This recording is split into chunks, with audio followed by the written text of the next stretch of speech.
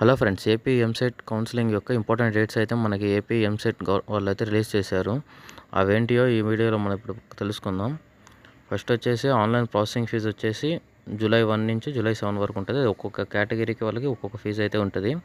Next వచ్చేసి ఈ document verification July 4th to 10th వరకు అయితే జరుగుతుంది. మనకు కావాల్సిన డాక్యుమెంట్స్ వాళ్ళకి ప్రొవైడ్ చేయాలి. నెక్స్ట్ మనం అయితే బీటెక్ వాళ్ళకి ఏ కోర్సులో జాయిన్ అవ్వాలి, మనం ఏ కాలేజ్ జాయిన్ అవ్వాలని చెక్ చేసుకొని, మనం ఏ కాలేజ్ జాయిన్ అవ్వాలనుకుంటాం ఆ కాలేజ్ సెలెక్ట్ చేసుకొని 8th నుంచి 12th లోపల మన కాలేజ్ అయితే సెలెక్ట్ చేసుకోవాలి. అవి అయిపోయినాక మనకి కాలేజ్ వాళ్ళు ఏమైనా చేంజెస్ ఏమైనా ఉంటే కాలేజెస్ వెబ్ కౌన్సిలింగ్ ఆప్షన్స్లో జూలై 13th నుంచి మనకి ఛాన్స్ ఉంటుంది.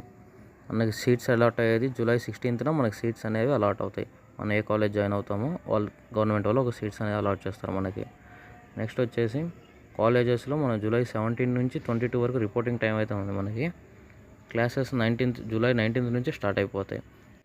డాక్యుమెంట్ వెరిఫికేషన్లో మనం ఏ డాక్యుమెంట్స్ ప్రొవైడ్ చేయాలో మనం నెక్స్ట్ వీడియోలో అయితే చూసుకుందాం.